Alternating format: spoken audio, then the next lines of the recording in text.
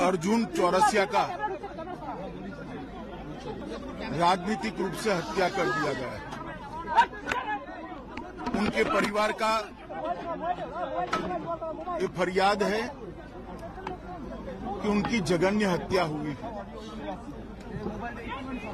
कल ही तृणमूल सरकार के 1 साल हुआ है, उसके दूसरे ही दिन बंगाल में राजनीतिक हिंसा, राजनीतिक हत्या का परंपरा फिर से शुरू किया है। पूरे बंगाल में जहां पर भी जाते हैं, राजनीतिक हिंसा, प्रतिशोध में हत्याएं और विरोधी राजनीतिक दलों के कार्यकर्ताओं को चुन चुन कर निशाना बनाने का अनेक उदाहरण हमारे सामने आए हैं। भारतीय जनता पार्टी अर्जुन की हत्या की, चौरसिया की हत्या की घोर निंदा कर रही है और हम भारतीय जनता पार्टी के सभी लोग न्याय की अदालत के सामने जाकर जिन्होंने भी चौरसिया का हत्या किया है, उनको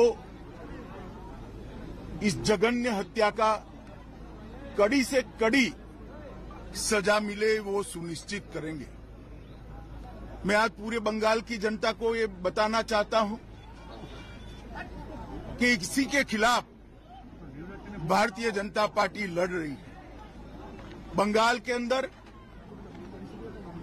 विरोधियों की आवाज को कुचल देना, हिंसा और हत्याओं से डराने का प्रयास करना, पहले कम्युनिस्ट शासन में और अब उससे बढ़ चढ़कर तृणमूल कांग्रेस के शासन में हुआ है। मैं पीड़ित परिवार से मिला हूं। पीड़ित परिवार की चौरसिया की दादी को भी नहीं बख्शा गया, उनको भी मारा गया। उनके कहने के हिसाब से जोर जबरदस्ती चौरसिया के मृतदेह को परिवार से छीना गया है। भारतीय जनता पार्टी के कार्यकर्ता अदालत के सामने गए हैं कि इसका वीडियोग्राफी के साथ पैनल पोस्टमार्टम हो और इसकी जांच सीबीआई को सौंपनी चाहिए। अनेक चुनाव के बाद अनेक हत्याओं का सिलसिला थमता नहीं है। कल 1 साल समाप्त होने के बाद जैसे संदेश दे रहे हैं कि हम रुकने वाले नहीं हैं। भारतीय जनता पार्टी हिंसा की राजनीति में ना विश्वास करती है, ना हिंसा की राजनीति से डरती है। हम कानून की अदालत में इतना सुनिश्चित करेंगे कि चौरसिया के हत्यारों को कड़ी से कड़ी सजा दे। जिन्होंने भी ये कांड किया है, उन सबको अदालत के कटघरे में खड़े करेंगे। डर का माहौल पैदा करने के लिए स्वाभाविक रूप से डर का माहौल पैदा करने की साजिश भी है और प्रयास भी है। पहले ह्यूमन राइट कमीशन, अनुसूचित जाति के कमीशन और महिला आयोग ने इस बात को कोर्ट के सामने रखा था।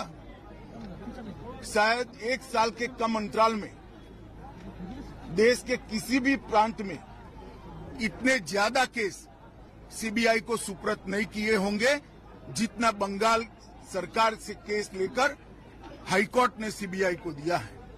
यही बताता है कि कोर्ट को यहाँ की कानून और व्यवस्था और पुलिस पर भरोसा नहीं रहा।